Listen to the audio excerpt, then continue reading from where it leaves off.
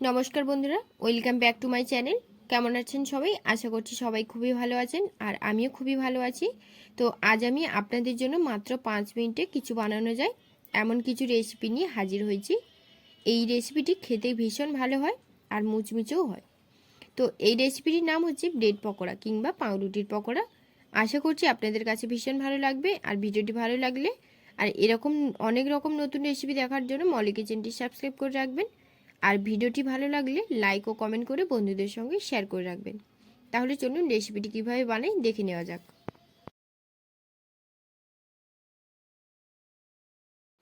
এখানে আমি দুটো সেদ্ধ করে রাখা আলু নিয়েছি। আলুটাকে ভালো করে ম্যাশ করে নেব। তারপর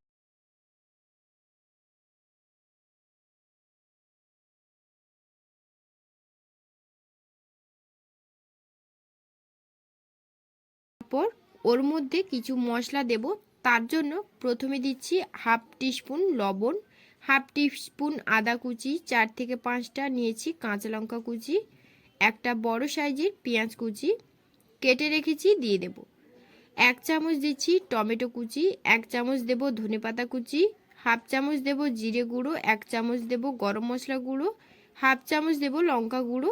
এবার আমি ভালো করে মিশিয়ে নেব। এই ব্রেড পকোড়াতে একটু ঝাল ঝাল খেতে ভালো লাগে, তাই লঙ্কার পরিমাণটা একটু বেশি করে দিয়েছি। আলুর পুরটাকে ভালো করে না মাখালেও চলবে, কারণ তেলে ভাজার সময় পুরটা আরও ভালো করে না সেদ্ধ হয়ে যাবে। তো তার জন্য আমি কিন্তু পুরটা হালকাভাবে মেখে নিয়েছি।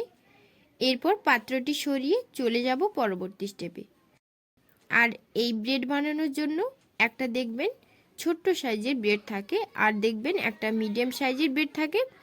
তো চেষ্টা করবেন মিডিয়ামটাই নেওয়ার। এখানে দুটো ব্রেড নিয়ে তাতে আমি দিয়ে দেব পিৎজা সস।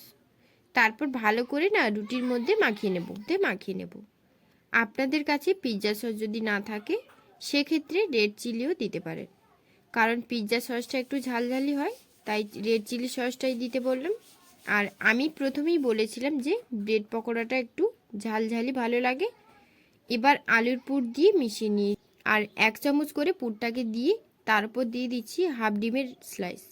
মাছ বরাবর দিয়ে ওপর দিয়ে আর একটা রুটি দিয়ে দেব। তারপর ভালো করে চেপে চেপে নিয়ে একটা ছুরির সাহায্যে এই যে মাছ বরাবর কেটে নেব। এটা পুরো সেই স্যান্ডউইচের মতন দেখতে লাগছে না? তো যাই হোক, এবার আমি একটি পাত্রে রেখে দেব আর বাদবাকিগুলোকে সেম প্রসেসে তৈরি করে নেব। আমি আবারও বলছি, পিৎজা সসের পরিবর্তে রেড চিলিও ব্যবহার করতে পারেন। এবারে আলুর পুর দিয়ে তারপর হাফ ডিম দিয়ে ওপর দিয়ে রুটির স্লাইস দিয়ে চেপে চেপে কেটে নেব।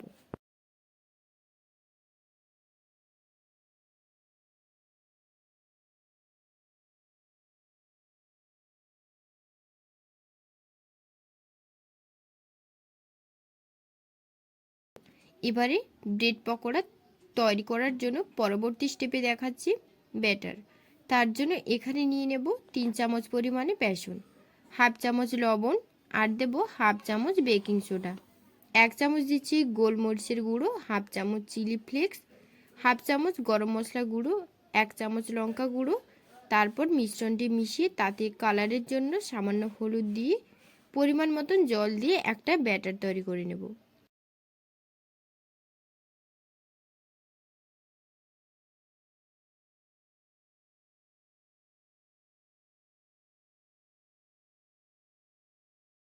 এবার এরকম করে একটা ব্যাটার তৈরি করে নিয়েছি। এরপর একটা ব্রেড নিয়ে ব্যাটারের মধ্যে ডুবিয়ে এপিট ওপিট ভালো করে ব্যাটারের মধ্যে ডুবিয়ে, আর আমি কিন্তু তেলে দেওয়ার আগে ফ্লেমটাকে একদম লোতে করে দিয়েছি যাতে ব্রেডের ওপরটা পুড়ে না যায়। প্রথম 5 মিনিট আমি লোতে রেখে ভেজেছি আর নামানোর আগে 1 মিনিটের মতন আগে মিডিয়ামে রেখেছি যাতে পকোড়াগুলো মুচমুচে হয়ে যায়। এরপর এপিট ওপিট ভাজা হয়ে গেলে আর এক পিঠ উল্টে ভেজে নিয়েছি। এবারে দেখুন একটি ঝাড়া নিয়েছি, তেল ঝরিয়ে তুলে নেব। বাদবাকি ব্রেডটাকেও আমি সেম প্রসেসে ভেজে নিয়েছি, তুলে নেব। সবগুলো ভাজা হয়ে গেছে। এবার একটা কিচেন টিস্যুর মধ্যে নিয়েছি আর একটা মাঝখান দিয়ে কেটে দেখাচ্ছি কেমন হয়েছে। বাড়িতে না বানালে বুঝতেই পারবেন না এর স্বাদ কেমন হয়েছে। যে প্রসেসগুলো আমি দেখালাম একইভাবে আপনারা বাড়িতে যদি ট্রাই করেন, আশা করছি আপনাদের সবার ভীষণ ভালো লাগবে। রেসিপি আপনাদের কাছে কেমন লেগেছে অবশ্যই একটা কমেন্ট করে জানাবেন।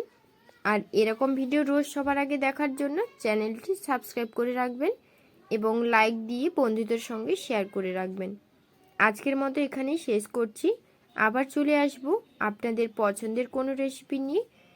ভালো খান, সবাইকে খাওয়ান এবং সুস্থ থাকুন।